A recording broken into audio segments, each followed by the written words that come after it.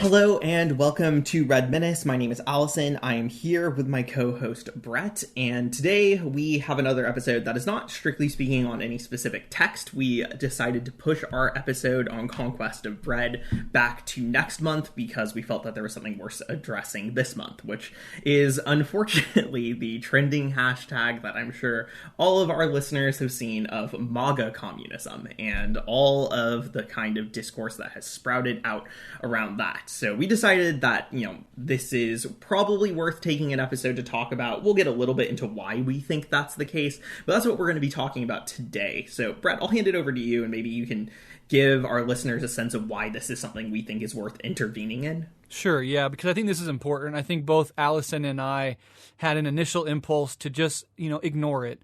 It's so absurd on its face, especially to people who, have been in the game for a very long time, like Alyson and I. And, it's like this idea of don't even give them steam and momentum.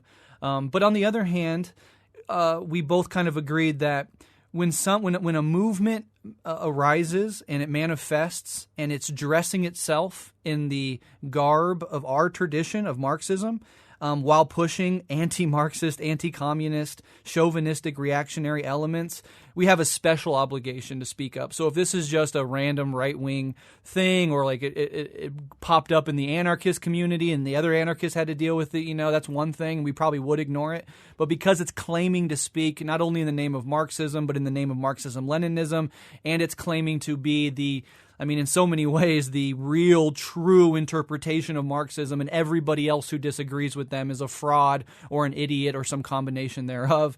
We thought it would be very helpful, and it's our obligation to do it, and we can clarify core Marxist concepts in the meantime. And I also wanted to say that a lot of this stuff could be disorienting to newer people on the baby left, people that are just looking for political alternatives. You could see why, especially certain people with huge egos speaking very confidently about shit they kind of only half understand in the best case, could still be appealing and convincing to people who are disillusioned with the normal processes of politics, are looking for an alternative.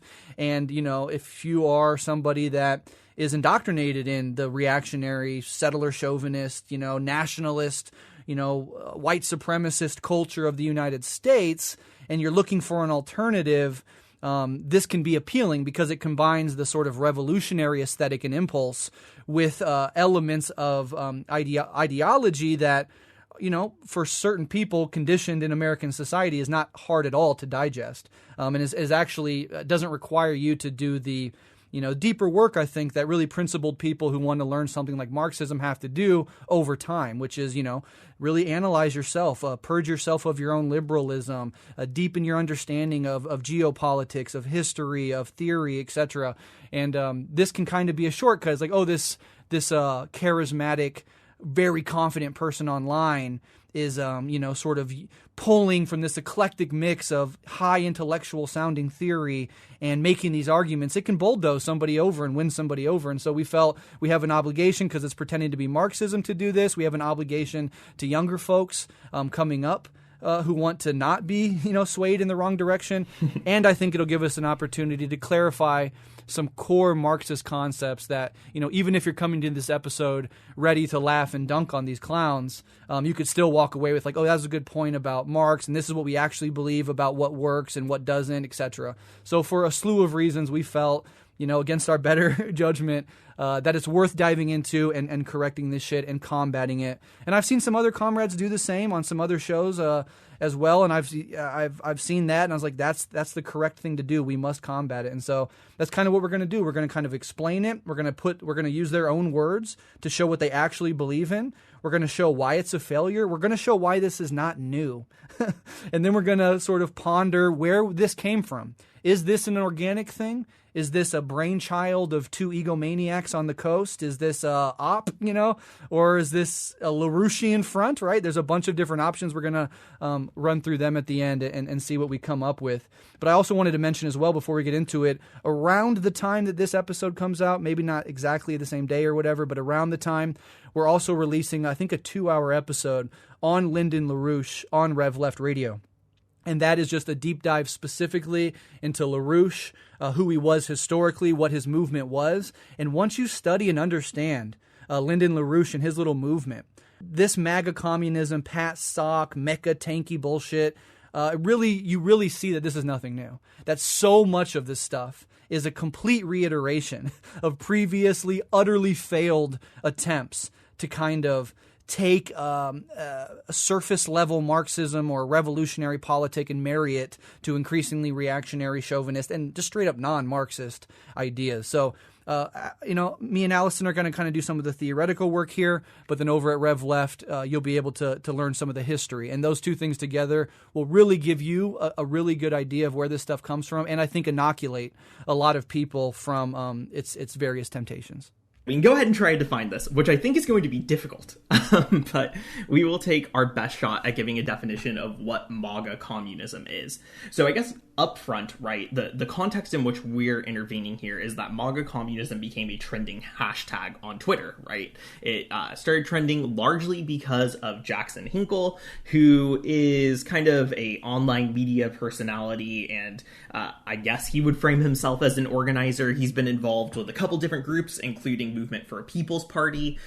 He kind of started to get some attention online with his declarations that he was a Marxist-Leninist and a American patriot a while back, and he recently has been pushing this hashtag. The other person who's been pushing this idea as well under the term MAGA communism is Hawes from Infrared, who also has kind of pushed this patriotic angle in the past, along with a couple of other different things. As you noted, Brett, this idea has gone under a lot of different names, right? So the most recent one before MAGA communism, they were calling themselves mecha tankies. Patriotic socialism is a term we've used and other people have used, although they've all pretty strongly rejected that term because of their argument that socialism is inherently patriotic. So they say that it is a redundant kind of non-distinction, but all of these things have kind of gotten at the same idea. And again, it's kind of hard to define what this idea is because it's almost a meme in a lot of ways, right? Different people are making all these threads saying, this is what MAGA communism is. I've seen like 7 different threads that are multiple tweets long of what it is that all have contradictory things. And that is kind of a hard thing to respond to. But I think we can trace out a couple of features that definitely are unifying here. So one is kind of the strategic idea that the communist movement, not the left, because they do try to distinguish themselves from the left, but that communism needs to primarily rally MAGA-supporting disenfranchised Republican voters, more or less.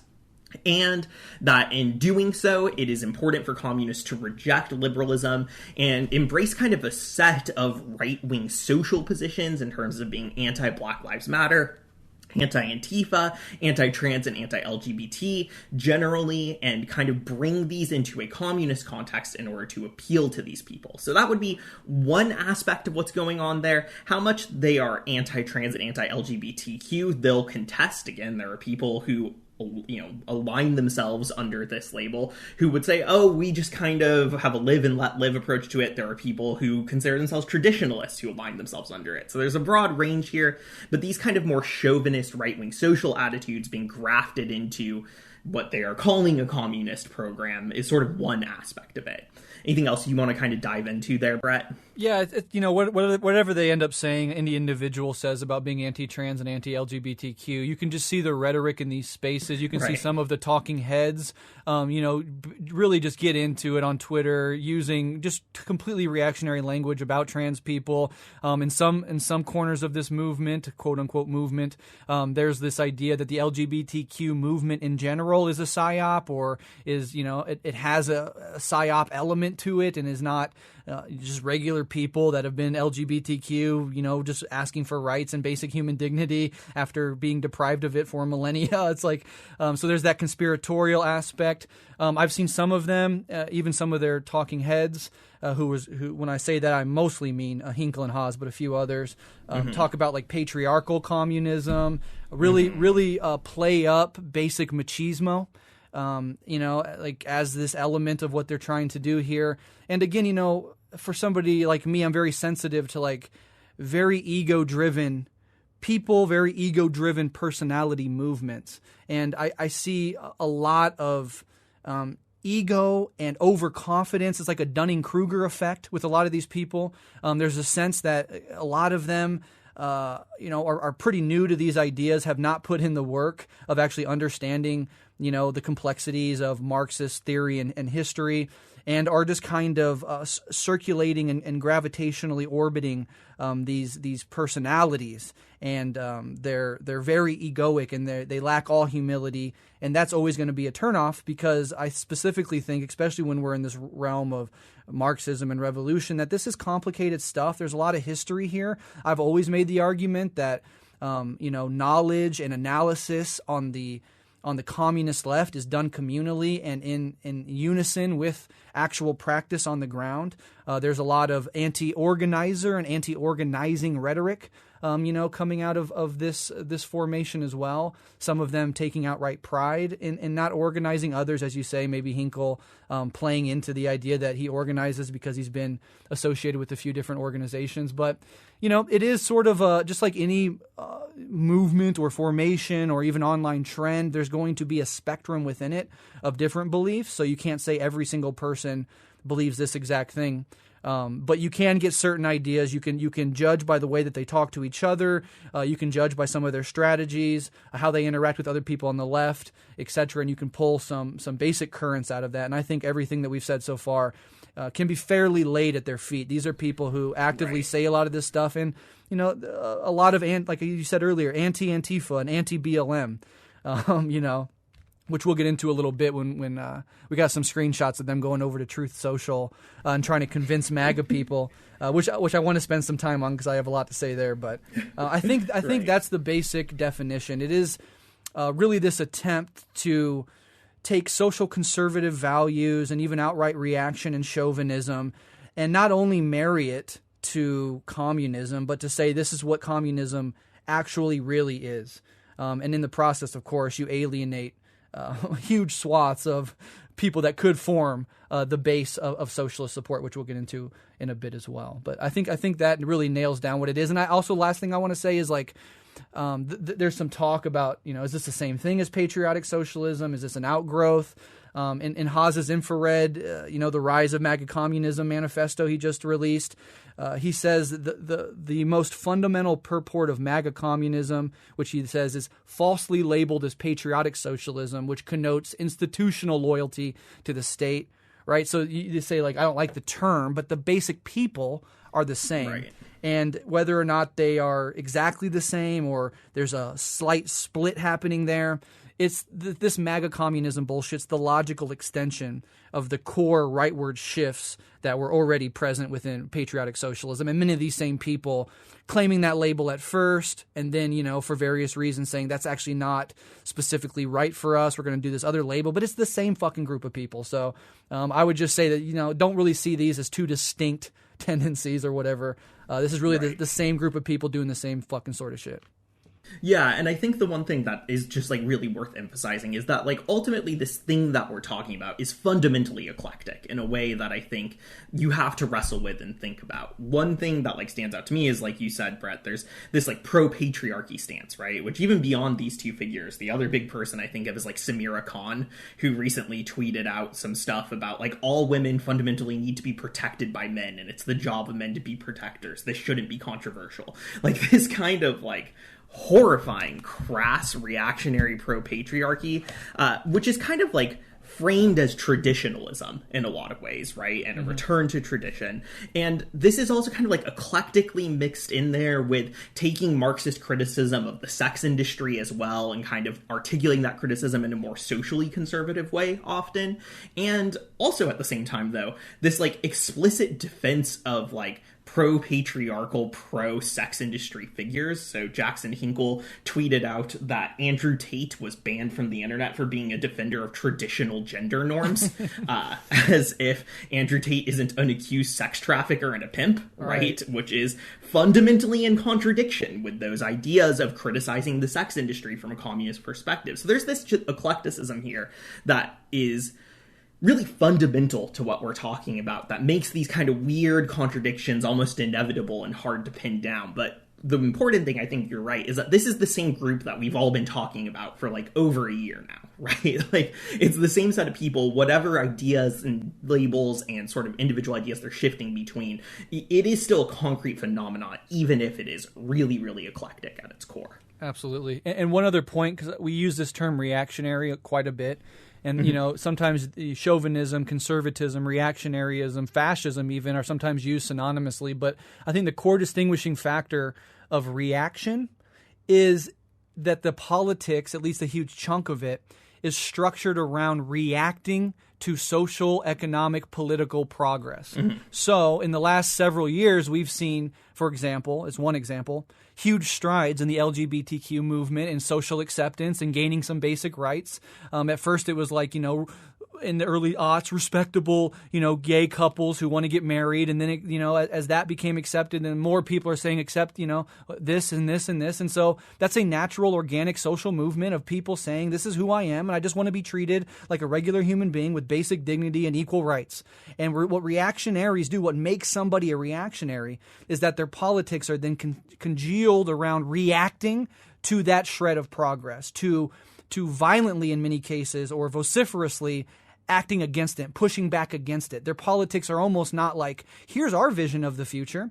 It is, I hate this Black Lives Matter shit. I hate this LGBTQ shit. I hate these union leaders getting uppity and talking about communist shit. So throughout history, reactions can come from conservatives, they can come from fascists, they can come from both. But I also want to say, I think you can be a conservative without being a reactionary. Because a conservative in the philosophical sense, the Burkean sense, is basically a philosophical liberal that just, you know, emphasizes liberty over equality and wants to kind of, you know, be the guy who pushes the brake as opposed to the, you know, the progressive liberals who push the gas pedal. And you say, I'm not against progress. I'm not against moving in these general directions, but, you know, for all these various reasons, we should be slow about this. We should do it in a balanced way, whatever, right? There's an argument for like a conservatism that doesn't have to be reactionary.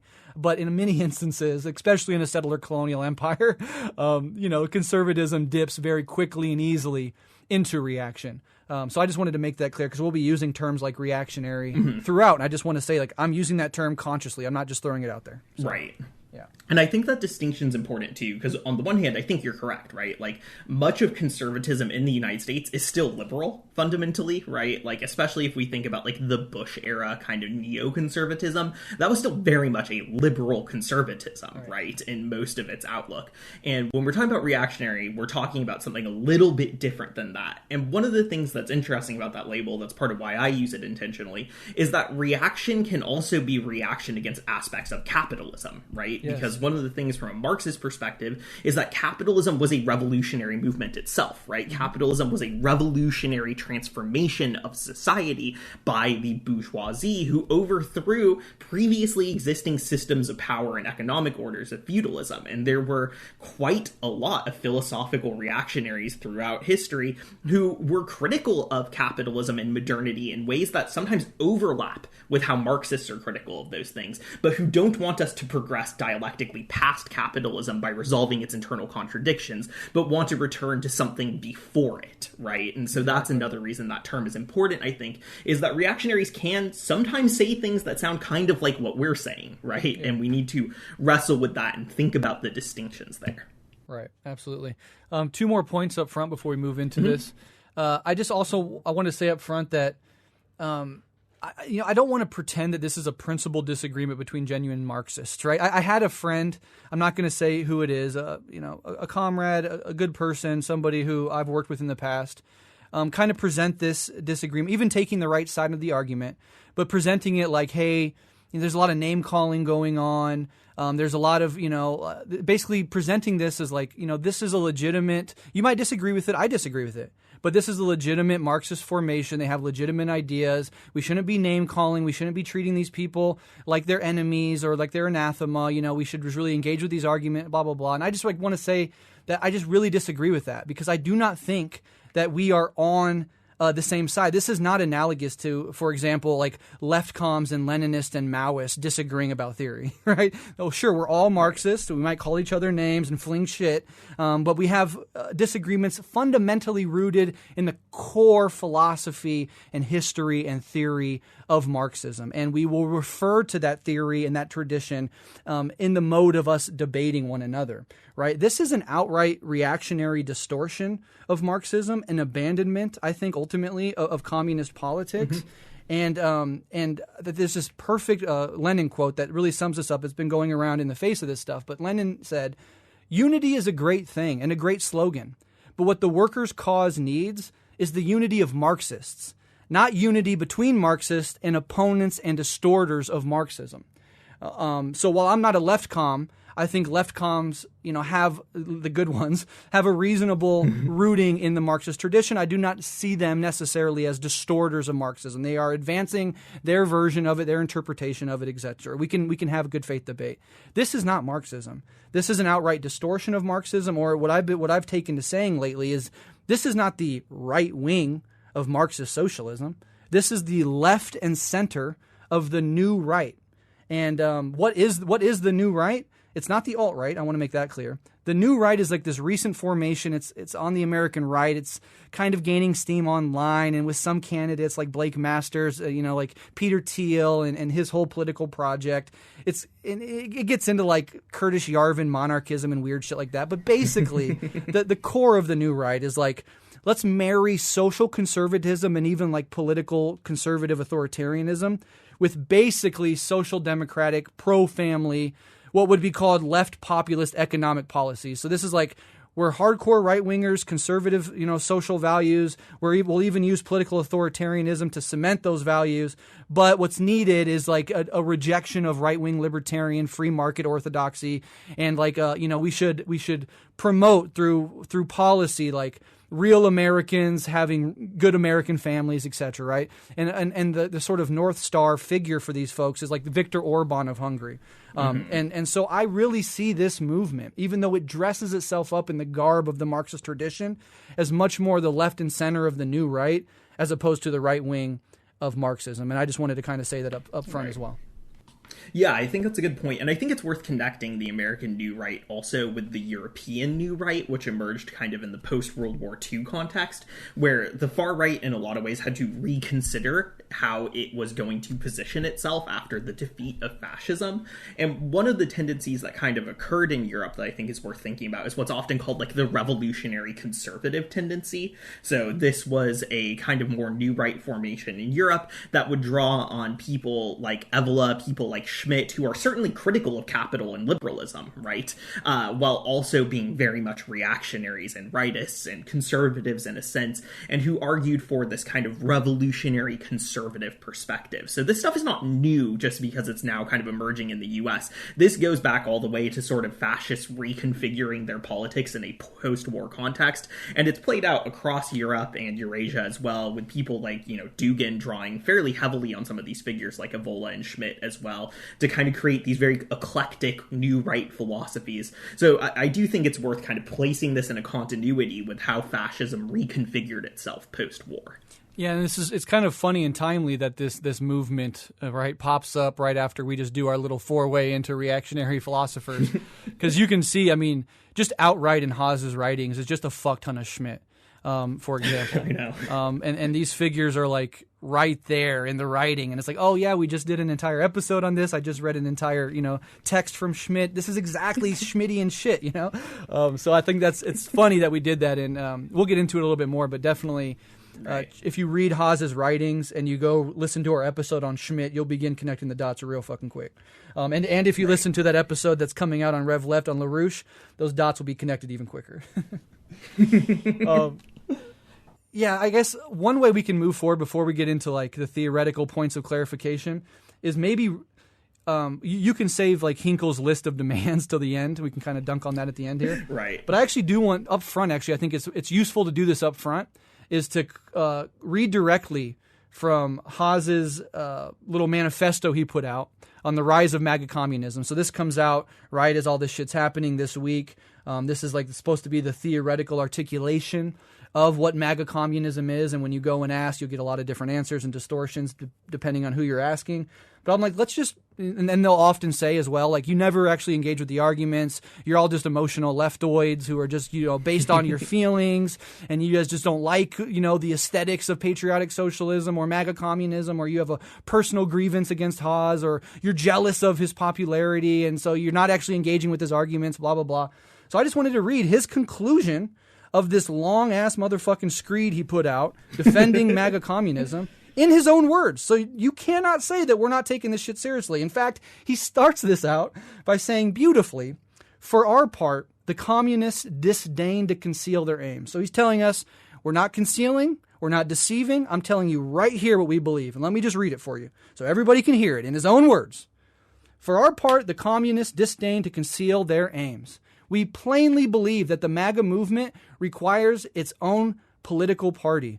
While we remain sympathetic to Republican candidates genuinely aligned against the establishment, the majority of the Republican Party remains firmly entrenched in the hands of the same globalist ruling class.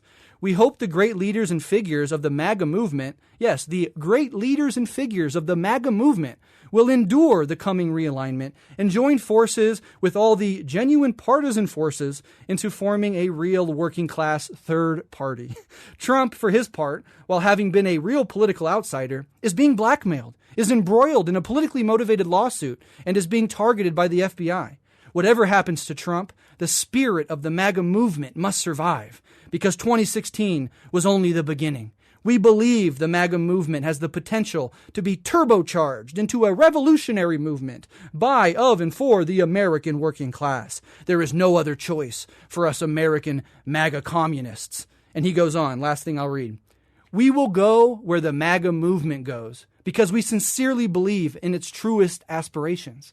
It is the duty of American communists to stand by the people and become genuine fighters for the people, regardless of how well their ideological message is at first received.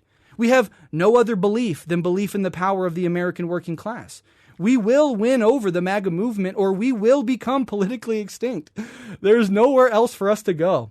We have no interest in winning the support of insulated and self-content leftist scum who are the prostitutes of the bourgeoisie. Our faith lies with the people alone. And so MAGA communists now make it their goal to go down to the people and fight alongside them in a common partisan struggle against the ruling class. So he disdains to hide his views, and those are his views. You could frame it as basic entryism into the Republican Party, but he says, we just take the MAGA party or MAGA movement and turn it into a third party, right? So first of all, where's the revolutionary Marxism? And second of all, MAGA is not a grassroots, working class movement. It is a fucking campaign slogan taken from Ronald Reagan and applied to Trump's campaign. And like the January 6th riots, weren't about the American ruling class being fucked over by capitalists. In fact, they were carrying signs in that says communism is the real pandemic. Communism is the real disease. And their goal was to get Trump another fucking term. This is not revolutionary. This is not Marxism. This has nothing to do with communism, socialism, revolutionary working class politics whatsoever. And the fact that he outright says we will go where the MAGA movement goes, and if we fail to radicalize the MAGA movement into being MAGA communists, then we will go politically extinct, and they will. And I just wanted to say that, like, every former iteration of this exact fucking strategy, whether in Germany, America, wherever, it always falls inevitably and ultimately into the dustbin of history. And that's where they belong, and that's where they'll soon be. But in the meantime, we can use this as a way to clarify our politics against the politics of reaction and chauvinism. Absolutely. Want to go ahead and jump kind of into the analysis of what the fuck is going wrong here? Sure. Yeah, you can start us off there. I've talked enough so far. Awesome. Yeah, I'll start us off. So a couple things that I think are worth wrestling with that are happening here.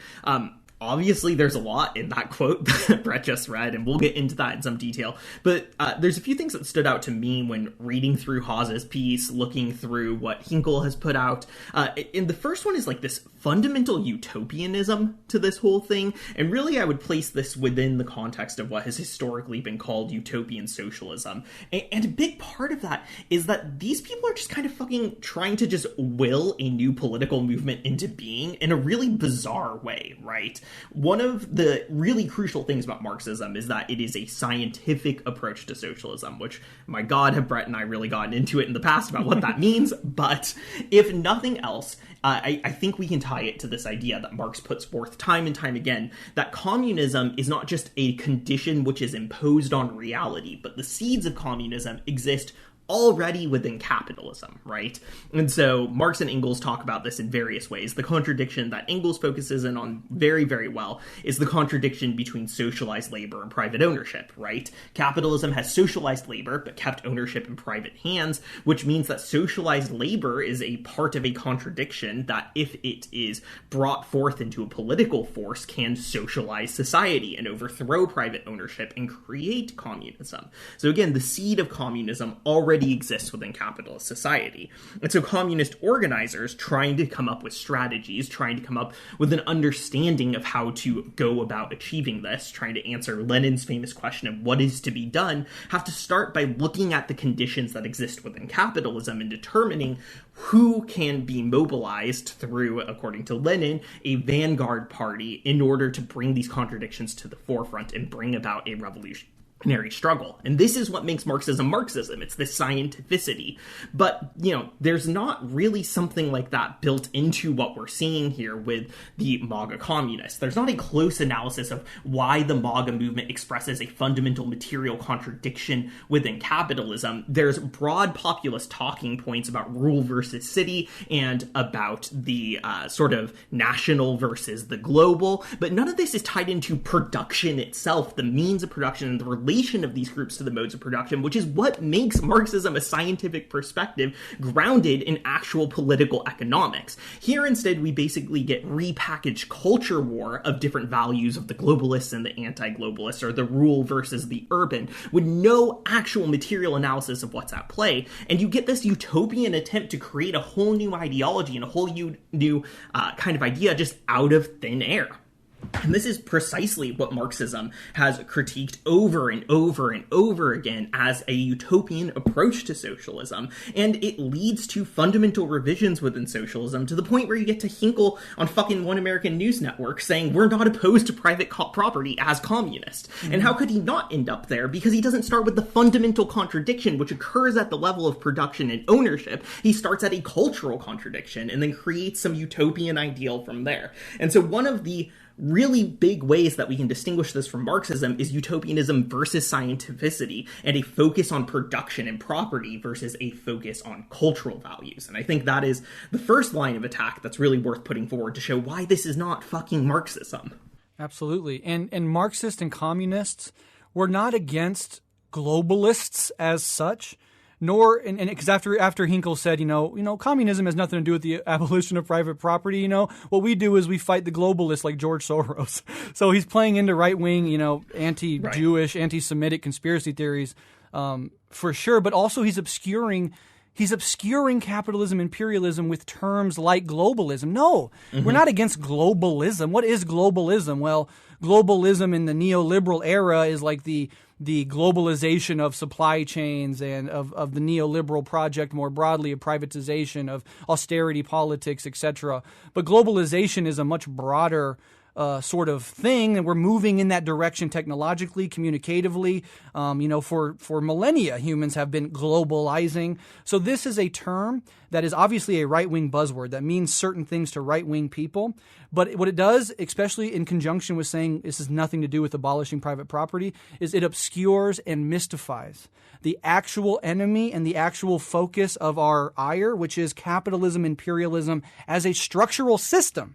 Not even really, in the true Marxist sense, we don't even specifically hate capitalists and imperialists as individuals, right? Because we understand they're structurally constituted, such that globalists is even worse than saying globalism, because we're structuralists. We're talking about historical structures. We're not talking about individuals and their plots, right?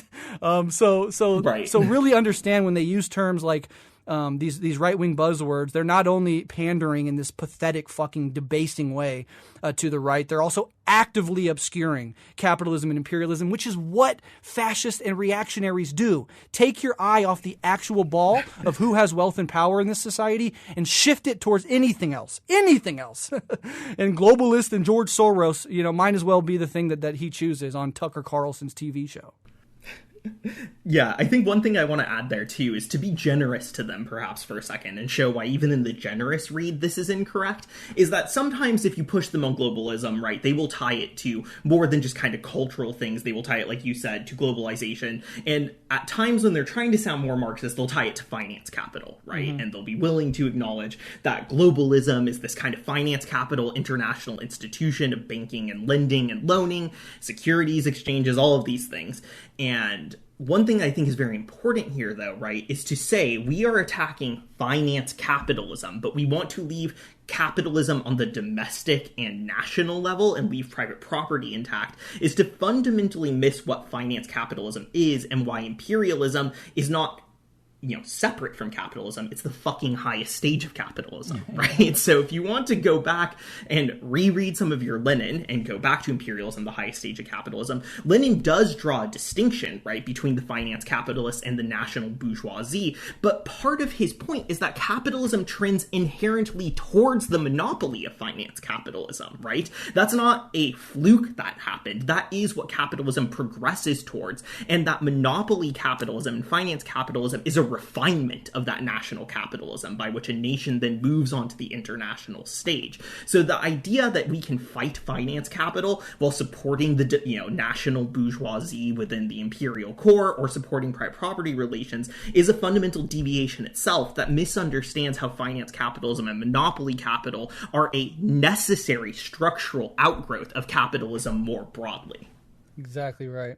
And, and that's, you said something about, if pushed by Marxists, they'll shift their language to Marxist language and try to, adapt in that way. And that I think is a crucial point of opportunism, because when they're pushed by Marxists, when they know they're talking to Marxists, then they'll shape their language if they're able to, if they have the theoretical depth to do it. They will half-ass shape their language into Marxist jargon. But when they're pushed by conservatives, they go on Tucker Carlson. What do? They adapt their language to that audience, jettisoning core values and traditions and, basic theoretical foundations in the meantime. And this is what opportunism does. It's a chameleon that will take on different shapes and forms based on what's opportunistically convenient or available to them. Mm-hmm. And as somebody like Hinkle, he doesn't want a revolution. He wants a career. He likes getting dressed up in his little business casual attire from his little, rich neighborhood he lives in, and goes on shows like Tucker Carlson, has his little profile rising, and he'll do whatever to whatever audience will take him. And if you're going to be a grifter or an opportunist, it's really good to just tail right, because there's a lot of money and a lot of fame and a lot of stardom and followers to be had on that side of things. It's a much more dreary, toiling existence to be a principled Marxist, no matter where the broader cultural movement is. And these people really do get battered around by the cultural wind shifts. Now we're in a time of heightened reaction. So you see Marxists, right, quote unquote Marxists, tacking towards social reaction. What did Lenin say? All the social chauvinists are now Marxists. Don't laugh, because they are buffeted by the winds of what's popular, what will get you money, what will get you attention. And the moment those wind shifts change direction, they'll just move in that direction. And I think it's really important to see how opportunism plays out on this level. And then the other thing is, for somebody like Hinkle, if you ever want to get serious about learning Marxism, Alyson and I have been doing this since you were voting Democrat and wearing Bernie pins. You could just listen to our back catalog and learn a lot of stuff, bud. You might actually level up a little bit intellectually. But what I really do believe is all these motherfuckers will be Republicans in 5 years. All these motherfuckers will be on the new right or some version of reactionary.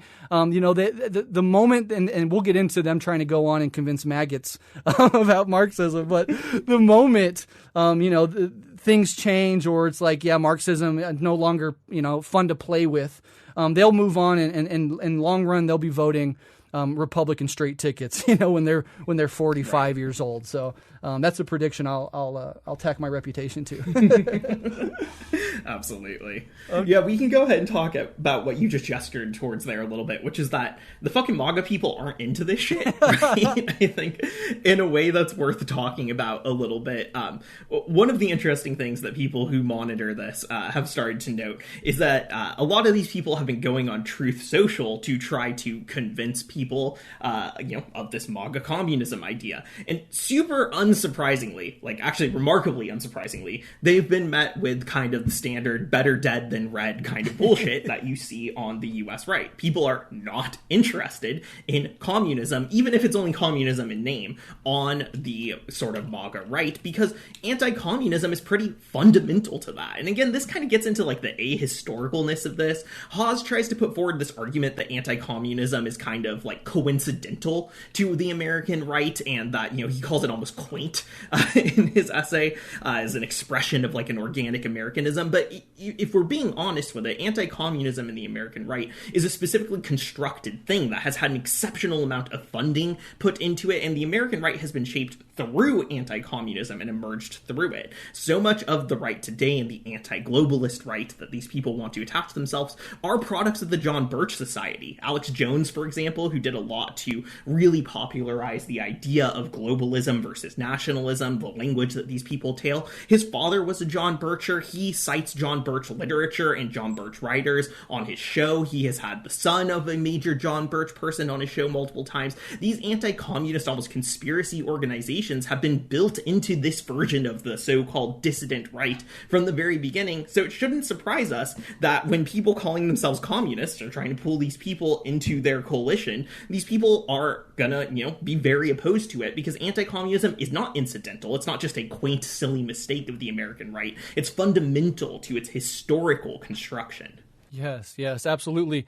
And if you want to go, it was so funny to see online on Twitter. I think I retweeted it as well. There's these screenshots of these MAGA communists going on to Truth Social, Donald Trump's social media site, and just fucking, debasing themselves to Trump reactionaries to try to get them to like them, right? He's literally one of them was please, sir, I'm one of you, BLM and Antifa are the real fascists, this groveling, please like us, please accept us, I'll say a racial slur if that's what you want from me. This sort of debasing is just so fucking pathetic. And what happened? The right-wingers, all of them in there, were like, fuck you, we'll kill you. We will fucking shoot you, you Pelosi, Democrat, communist, Kenyan, whatever the fuck. And it's just so hilarious. It's so fucking pathetic. Have some goddamn self-respect to go in there and just grovel for people that fucking hate you. And so that's the contradiction that I think will be worked out in them ultimately, just dropping the communist part. Because, there's just no gain. There's no traction to be gained by going into these ideologically committed anti-communist spaces and trying to say we're marrying MAGA and communism together. You're just a fucking joke to them, and you're a fucking joke to us. And that's, I think, the deep irony, because, they want to unite Marxist and MAGA. Well, they did, but only in our shared hatred and relentless mockery of them. So they did what they wanted, but in the absolute wrong way that they expected it to. So I just thought that was it was really, really revealing. And when they're on those pages and they're talking to them, you can just see the hardcore reactionary elements come out. Calling Black Lives Matter, the real fascists. Black Lives Matter was the largest protest in American history after a slew of police officers caught on Cape murdering unarmed black people over and over and over and over and over again. And then you're on your knees in Truth Social forums talking about them being fascist, you fucking weasels, man. It was fucking absurd, but that's who we're dealing with. And then just to kind of shift away from mockery into theoretical points of clarification, this is what we mean by tailing the reactionary, right? You could you could tail liberals, you could tail the intermediate, right? You're supposed to unite the advanced, but you could also tail the backward. Obviously, we want to isolate the backward, because by backward we mean ideologically committed to being against everything we stand for. And so there's no real, maybe you can get one-on-one and do the work to win one of them over, but as a block, as a group of political formation, They're backward not because they're ignorant, just need to be educated. They're backward because they're committed to hating us and our entire plot project and fucking sacrificing their lives to stopping it. And so if you understand that, you could see why, tailing them is absolutely absurd. I mean, I'll give a tip of the hat to somebody who wants to go on these forums all day and try to like one by one convince these people not to be fascists. Like, that's not work I want to do, but somebody's out there is equipped for it and good for you. But to tail them, this is a prime example of it. So this tailing the reactionaries, this anti-organizing ethos, and the idealism of like, we're pushing our ideas on conservative websites and social media. Like, we're making MAGA communism trend. And this is how our political movement is gaining force. Well, you don't convince conservatives or anybody by going on their social media sites and spamming it with your ideas. You convince people through struggling alongside them for their material interests. You implement the mass line, you put in actual work. Mm-hmm. And instead of tailing those committed ideologically to violent, if ignorant, anti-communism, settler chauvinism, and reactionary nationalism, you focus on organizing and educating the apolitical, the poor, the disenfranchised, the colonized, non-fascist working class people, which is the majority of working class people of all ethnicities, all religions, all races, all creeds, and everyone who has a material interest in the struggle against capitalism and imperialism. This often entails, just out of pure necessity, isolating the backwards, never tailing or courting them. And when you do things like wave the American flag, denigrate LGBTQ people, tell service workers trying to unionize that they're not even real workers, much less deserve our support, and fetishize the image of working class as being synonymous with like a white guy in a high-vis vest and a hard hat, you actually actively alienate the international working class and huge swaths of the domestic working class. And you even fail to get support from the specific slice of workers you fetishize as being the only real working class. Right. So on every front, this fails. And having said that, though, I'm not arguing, and neither is Alyson, that we shouldn't try to reach out and connect with, struggle alongside of, or convince conservative white workers of our politics. Like, half my family is like conservative working class people. The other half is liberal working class people. All my close friends from growing up are like union guys in the trades. And while they certainly aren't fans of the Democrats or the Republicans, or even really have solid political identities, when you ask them about policy, they actually like tend toward the socialist left. And they have no particular like love for the American flag. They disdain reactionaries like every other decent person. It's just like this really distorted view of who the real working class is. And it is not who you think it is.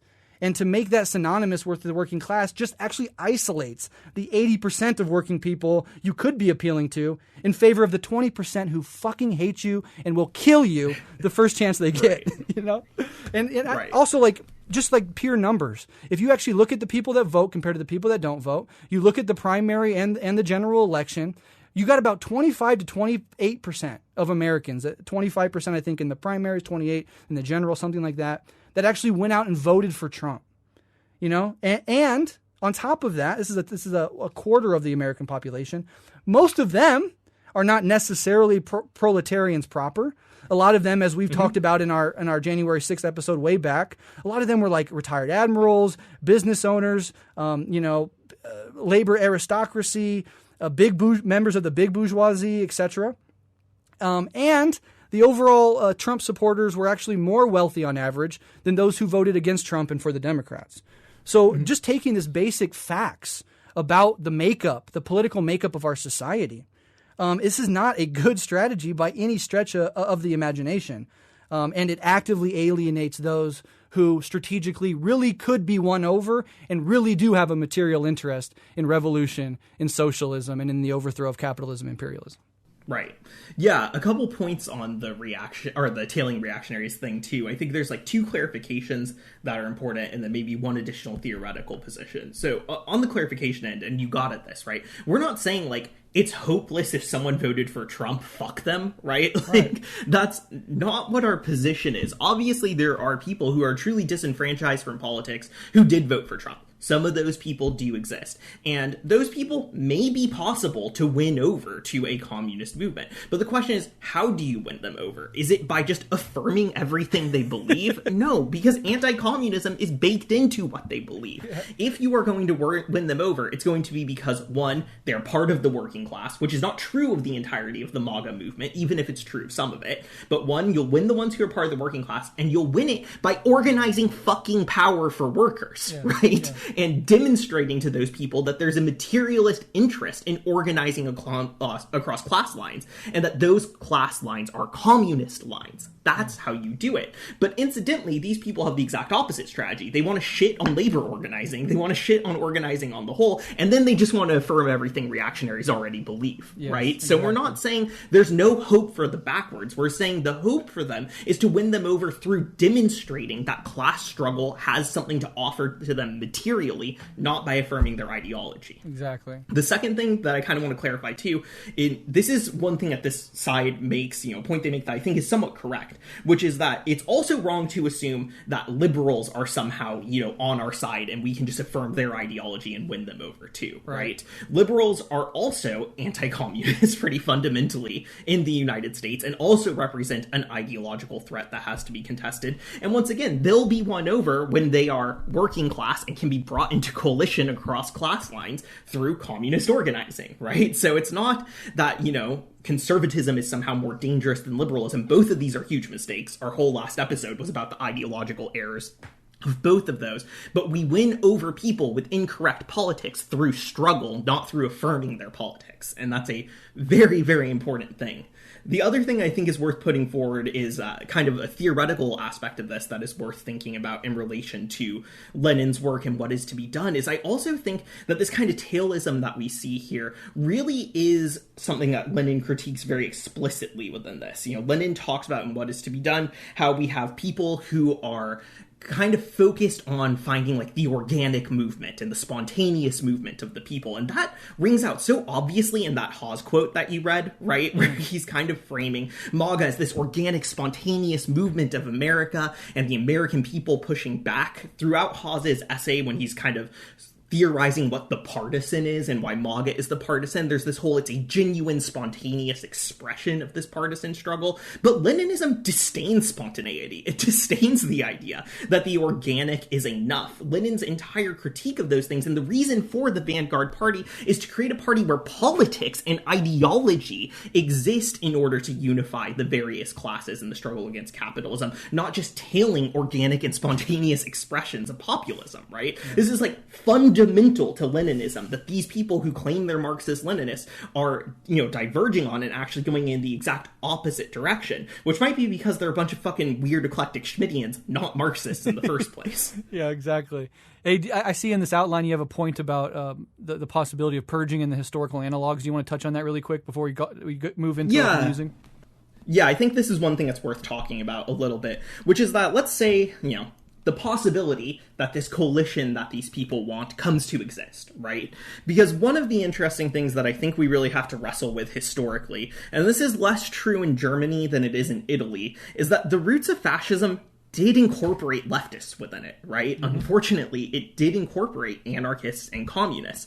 We did see some kind of people who would consider themselves socialists pulled into German fascism, largely under the SA, but even then that was kind of minimalistic. And when the SA was seen as kind of the more pro-worker side of the Nazi party, it was still not so explicitly socialist. But in Italy, a really fascinating thing is that a lot of the foundations of Italian fascism were syndicalists and socialists, including Mussolini himself, right? In a way that is kind of hard to wrestle with. And we saw a lot of people who went from being on the communist side of things flipping to the fascist side of things because they believed that fascism had the power to achieve some of the workers' goals that they wanted to. In the context of Italy, the figure that I think really, really embodies this is Edmondo Rizzoni, who was actually an IWW organizer who flipped to the fascist side. And he ended up being in charge of the National Syndicate, so kind of the National Labor Union, in under fascism, because he believed that that was the main way to win concessions for the workers. And to his credit, he won a lot of fucking concessions through this strategy.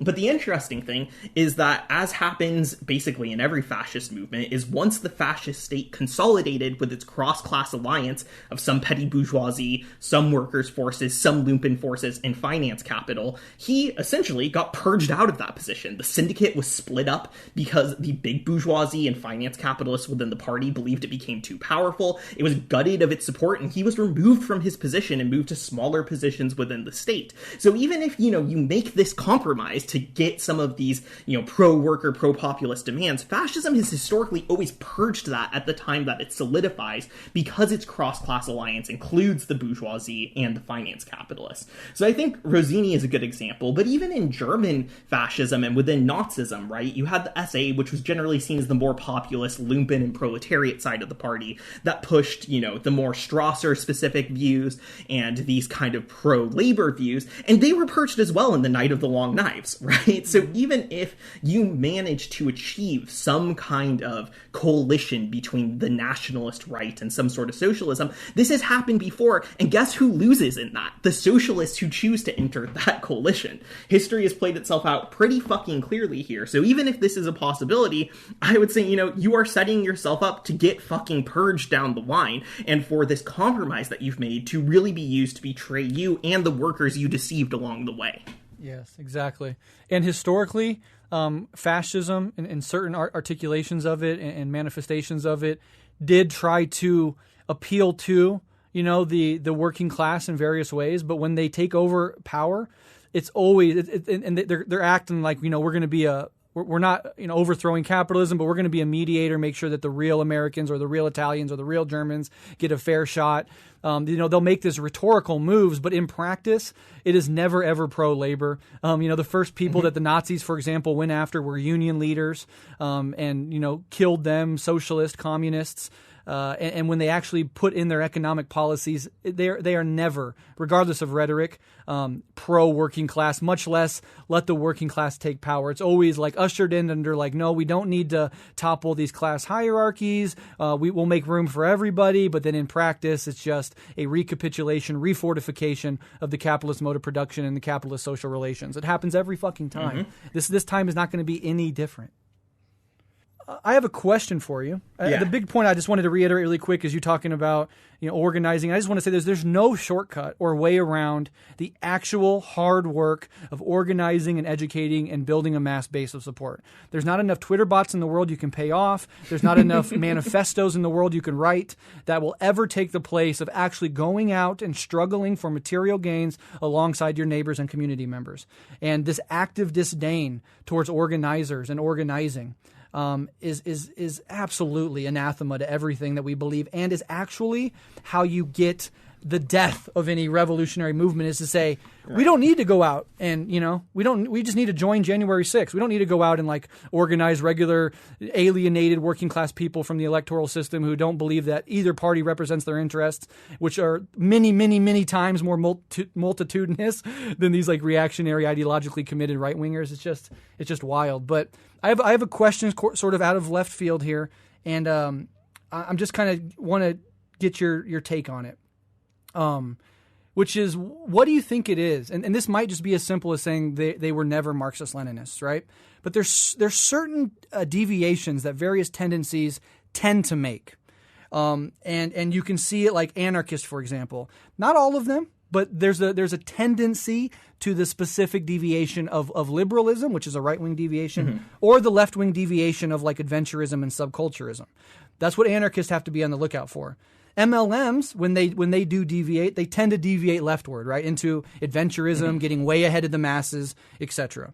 Trotskyists have this very interesting, historically delineated line of like, moving towards conservatism, but like a lot of the neocons and neoconservatives of our age backing the Iraq War, for example, were ex-Trotskyists. Christopher Hitchens, who went on to advocate for the war against Saddam Hussein in Iraq, started off as a Trotskyist and left Marxism after that to become functionally, at least in the form of a foreign policy, a neoconservative. So we see that these tendencies tend to happen. Not always. There's principled people in every category here. But when they do deviate, they tend to deviate in these directions.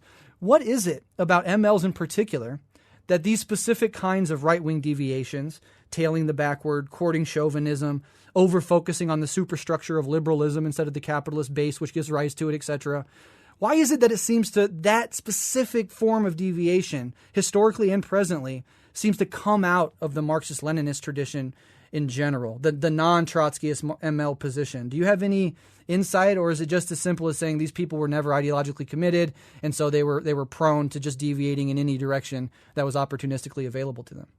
Yeah, I mean, so a couple things. One, I think that generally, and this is not specific to the ML, but it's important before we get into the specifics, is that these deviations often come out of like a kind of hopelessness, I think, right? They come out of losing faith that we can do things the way that they have to be done, losing faith that the masses can be brought into communism in the first place.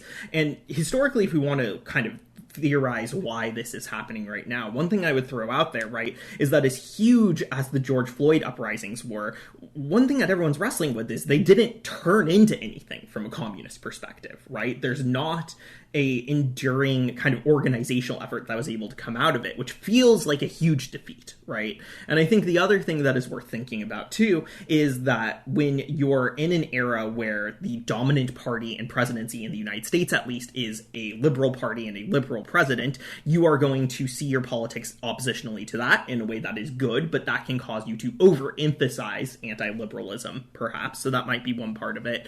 And so there's kind of this defeatism in there that I think causes people to look for other options. And I don't think it's fair to be like, oh, none of these people really believed it in the first place. Because I think historically, if we look at the people who have jumped ship to the right from the left, a lot of them were committed organizers, right? That has been true. I mean, even the Italian guy I was talking about, right? Lifelong syndicalist who made that jump. And so I think there's a certain defeatism that comes in. There's certain cynicism that comes in that prompts that. And then in Marxism-Leninism in particular, Marxism-Leninism puts forth a strong critique of liberalism, right? Lenin, more than many other theorists, puts forth a critique of liberalism that is very strong. So when a deviation comes up, it's most likely going to be an anti-liberal deviation, right? That is the form that it is likely to take and that it can map onto. So I think that's a part of it. And then, you know, the Maoist critique would also say that within Leninism, there's an incompleted Marxism that can only be completed through cultural revolution, through the mass line, through PPW and these other things. And that absent that, Marxism-Leninism is prone towards these kind of deviations. We can't really get into that whole fucking debate right now, but that is definitely what the Maoist critique also contributes there as a theory to it. But regardless, I think it is a defeatism, it's a cynicism, and then it's a confusion about what illiberalism is, and replacing materialism with just illiberalism is sort of what I think is happening there. Yeah, perfectly said. I think that makes complete sense, and that hopelessness is absolutely a really good thing to make a point out of, because that really is, it's hard, you know, to be on the Marxist left in the United fucking States of America. It always has been hard, right? And it's always a rather discouraging a political project, but that's what we're committed to. But yes, all across the political spectrum, and we've even seen this in our own time. People just get disillusioned; they start looking somewhere else, and you know, and there's also this element, I think, of social media and online that promotes these sort of like buffet approach to political identities. You know, there's nothing you're actually investing in. You're not actually accountable to anybody. You're not putting in work anywhere. You're just online and you're projecting a persona. Right. And in that context, it becomes much easier to just be like, I'm trying on the clothes of Marxism today. I'll be an anarchist tomorrow. Right. I'll be a conservative in 5 years. It's like there's an element of that too, which kind of tosses all of this up into another layer of just, you know, people coming into the ostensible movement that aren't ever really committed. And I think in Hinkle's case, I would just say he's never really had a firm grasp of Marxism-Leninism right. at all. I think Haas is much more theoretically rooted, although, as you said, eclectic and drawing from reactionary thinkers and this half-digested Marxism that is often used to like bludgeon their already favorite target. So, you know, they'll bring up socially necessary labor to say that unionizing Starbucks workers aren't properly proletarian or whatever. So even their use of Marxism is like a reactionary half-ass use of him to bludgeon right. people that they see as their like cultural enemies or whatever. Absolutely. So that's interesting. Yeah, I think you gave a really thoughtful response to that. And again, that's why it's, MLs should have to step up and combat various deviations within their shit. Anarchists have that obligation within their culture and milieu, etc. So that's why I think, part of the reason we're doing this.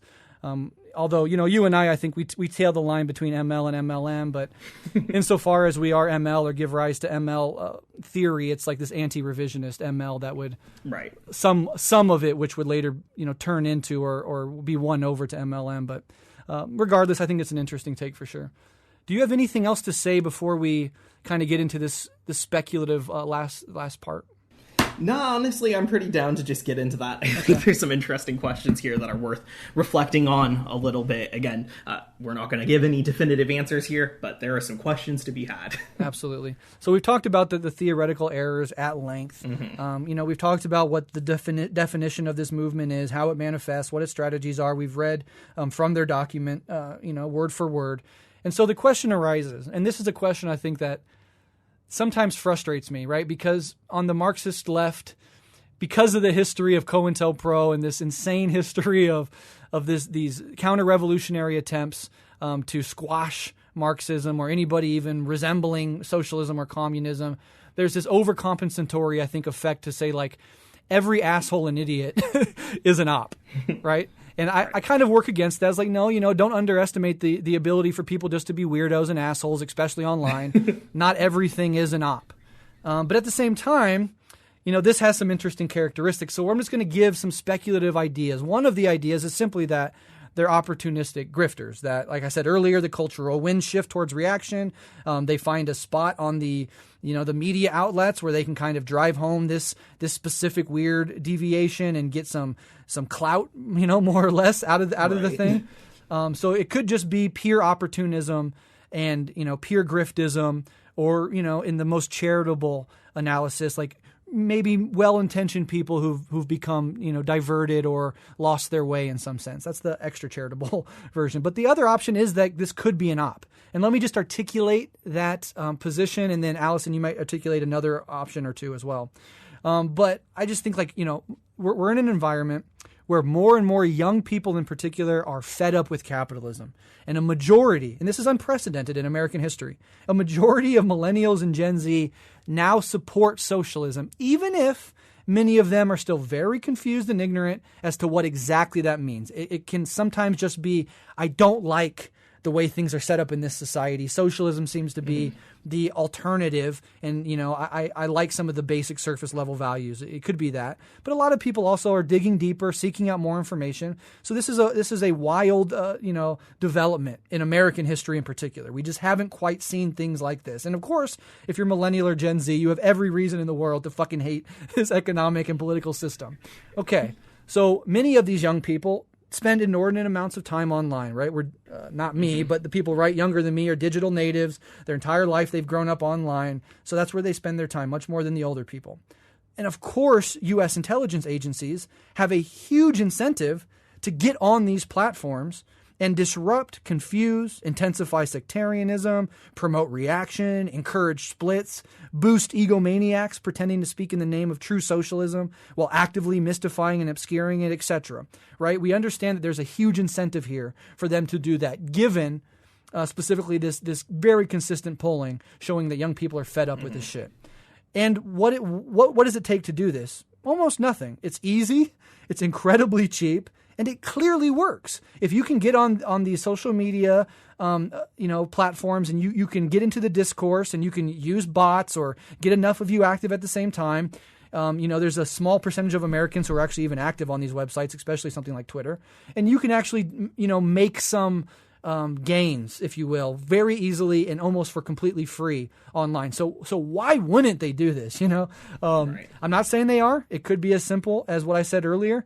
But there is a very logical reason, in this case in particular, why someone would advance the op charge. And so, I'm just saying it's very easy, it's cheap, it takes very little, and it obviously has an impact. So that's the option. So that's the charitable option. That is the opportunist grifter option, and then this is a PSYOP option. Alyson, do we have any other options?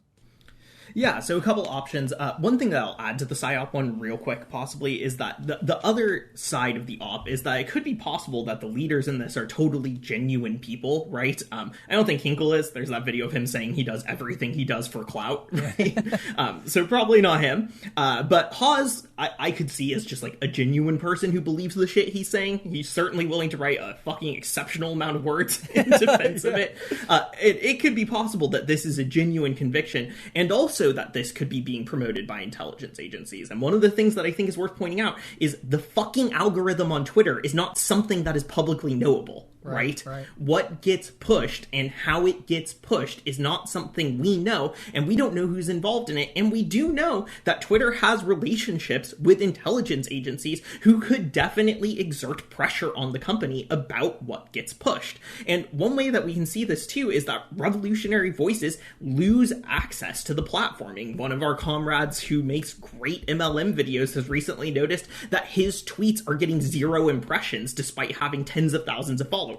Right? That tells us something about how the structure of this site and its algorithms behind the scene push content. So even if people are genuine, there is still the possibility that there's intelligence work being done here to promote specific ideas. Really quick, every leftist content creator. Yeah, really quick, just to double down on that point, there was just a Washington Post article released titled "White House Worries Over Use of Fake Online Profiles in Psychological Warfare." Right. The Pentagon has ordered a sweeping audit of how it conducts clandestine information warfare after major social media companies identified and took offline fake accounts suspected of being run by the U.S. military in violation of their rules, etc. So I just wanted to say this is a concrete thing that actually does happen, the mere presence of them online engaging in info war.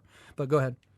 Yeah, so, I think it's possible that people are not directly being directed by intelligence agencies, and also that intelligence agencies can boost these kind of things. So I think that is worth wrestling with. It could be an op. It could just be grifters. It could whatever. There's a million options here. We're not saying either one, but it's just worth sort of going through the panoply of options, if you will.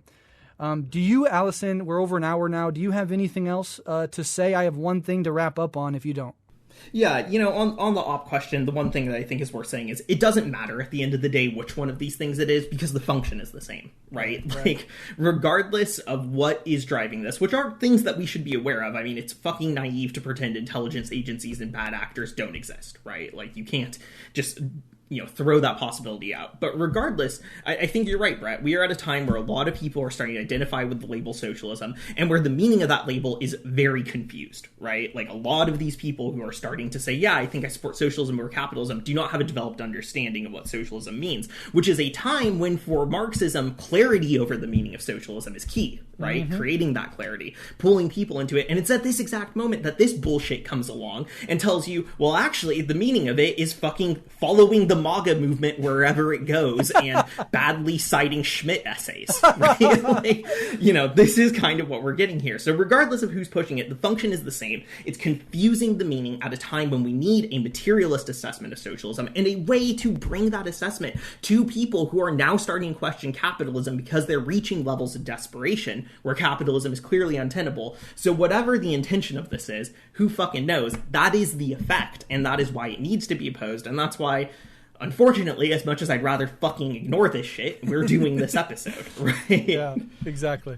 And just one more point on the op speculation stuff. It's like, it is very funny that like Tucker Carlson and OAN would interview Hinkle, and obviously it comes out of Jimmy Dore and that whole fucking rabbit hole in and of itself. But do you think Tucker Carlson and OAN would put on a really articulate, committed Marxist who could articulate why capitalism, imperialism keeps down the working class, who can make sense of the ideological cultural war differences and how it ultimately serves capital? Like, of course they wouldn't. So they have on this quote-unquote communist to talk about fighting the globalists and George Soros. So whether it's a plot or Hinkle's just a fucking clown, the fact that he actually got a spot on those shows speaks volumes in and of itself. They're not letting me and Alyson on those fucking shows. Not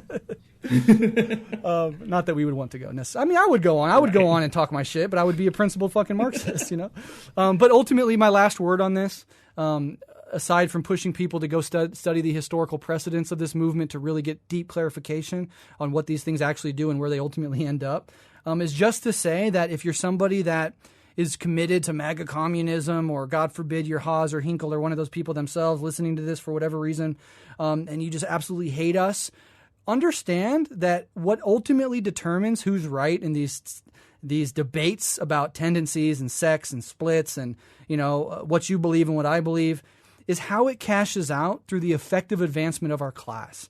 And that has the ultimate word on all of this.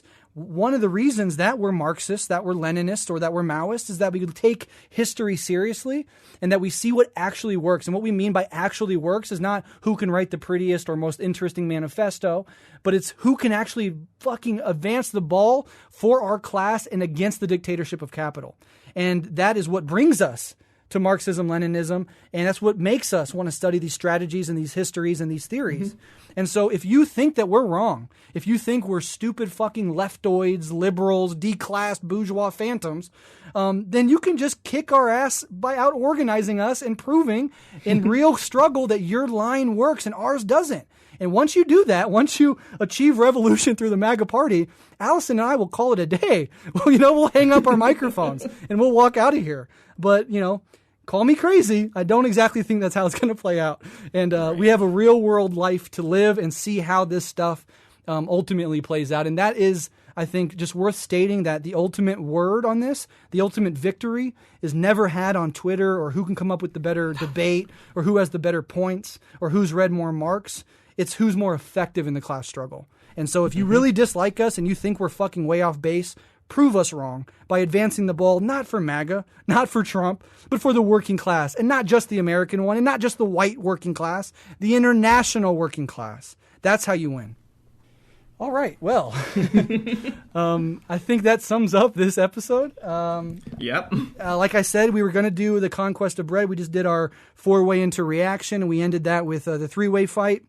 We're touching on this episode actually as an unexpected extension of right. that broader foray into Schmidt, Evola, and the 3-way fight. But now we are going to move on to our little anarchism series. We're going to do Conquest of Breht next month and another anarchist after that. I'm thinking, I don't want to get too far ahead, but I'm thinking we might take the month of December off. I don't think Alyson and I have ever taken a month off, and it's obviously a holiday season, etc. But at the new year, we're also going to start Engels' Family and Private Property. What is it called? The full title? Origin of the Family. Origin of the Family and Private Property. So like we did Wretched of the Earth with Frantz Fanon, it was a longer text, so we broke it up into 3 episodes. We might do something similar, but that's a really interesting text. That's one I have not personally read yet, and I think we could do a lot of really interesting work working through that. So a couple anarchist texts, a break, and then we'll start the new year going back to Engels and diving into those texts. So